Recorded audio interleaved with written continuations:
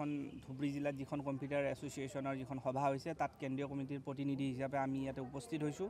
তো উদ্দেশ্যটো হৈছিল এইটোৱে যে আমি ধুবুৰীৰ পৰা শদিয়ালৈকে যিমানখিনি কম্পিউটাৰ শিক্ষক আছোঁ আমি একত্ৰিত হৈ কম্পিউটাৰ শিক্ষকসকলৰ যিবিলাক সমস্যা যিবিলাক দাবী আমি অনাগত দিনত আমাৰ গভৰ্ণমেণ্টৰ ফালৰ পৰা যাতে আমি আদায় কৰিব পাৰোঁ তাৰ এটা প্ৰচেষ্টা আমি হাতত লৈছোঁ। আৰু বিগত সময়ত যিখিনি আমাৰ অভাৱ আছিল যিখিনি দাবী আছিল আজি যোৱা 16 মে তাৰিখে অসম চৰকাৰৰ মানে কেবিনেটত মানে যিটো সিদ্ধান্ত ল'লে যে আমাৰ যিটো চাকৰি তাৰ সেৱা 60 বছৰলৈকে নিশ্চয়তা প্ৰদান কৰি আৰু আমাৰ যি একদম ন্যূনতম যিটো মাহিলী বৰঙণি সেই বৰঙণিটোক 20,000লৈকে বৰ্ধিত কৰিছে। আৰু অনাগত দিনত আমি নিশ্চিত যে গভৰ্ণমেণ্টৰ যিখিনি সা সুবিধা আৰু সেইখিনি কথাও আমি পাম। সদ্যহতে যিখিনি সুবিধা দিছে বিশেষভাৱে আপোন ঘৰ আপোন বাহন লগতে মুখ্যমন্ত্ৰী লোকসেৱক যিটো যোজনা স্বাস্থ্য যোজনা যিটো আমাক প্ৰদান কৰিছে ইটোৰ ক্ষেত্ৰত বিশেষভাৱে আমি শলাগ লৈছোঁ কৃতজ্ঞতা যাচিছোঁ। এই কাৰণে বিগত সময়ত আমাৰ কম্পিউটাৰ শিক্ষকসকলৰ যিহেতু দৰমহা একেবাৰে কম কোনো নিশ্চয়তা নাছিল।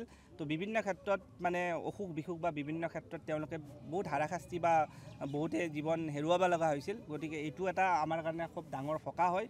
এই ক্ষেত্ৰত আমি শ্ৰদ্ধাৰ মাননীয় মুখ্যমন্ত্ৰী হিমন্ত বিশ্ব শৰ্মা ডাঙৰীয়াক আমি ধন্যবাদ জ্ঞাপন কৰিছোঁ। আৰু আমাৰ যিখিনি বাকী অন্য আৰু দাবী আছে সেইখিনিও যাতে এই গভৰ্ণমেণ্টে তেওঁৰ নেতৃত্বাধীন গভৰ্ণমেণ্টখনে অতি সোনকালে যাতে পূৰণ কৰি কেনে আমাৰ এই কম্পিউটাৰ শিক্ষকসকলক যাতে দীৰ্ঘদিনীয়া যিটো দাবী আছিল সেইখিনি পূৰণ কৰি দিয়ে সেইখিনি আমাৰ আহ্বান। আৰু কিবা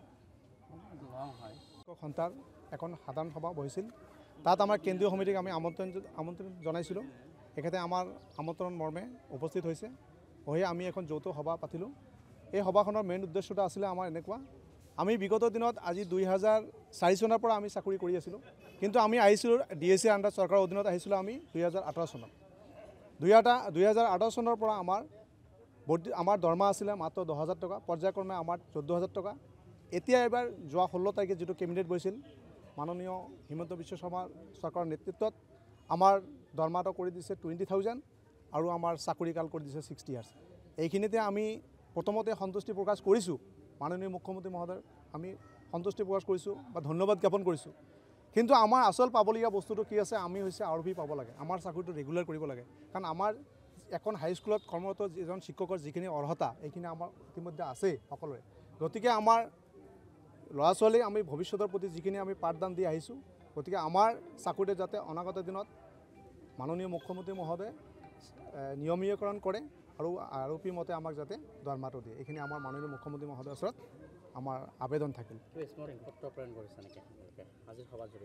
আজিৰ সভাৰ জৰিয়তে জনোৱা নাই কিন্তু আমি চাগে মাননীয় মুখ্যমন্ত্ৰীক আমি মেইল কৰিম।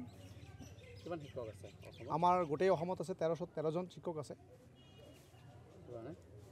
যিকোনো খবৰৰ বাবে যোগাযোগ কৰক 7099017330 লগতে 7099017110 নম্বৰত।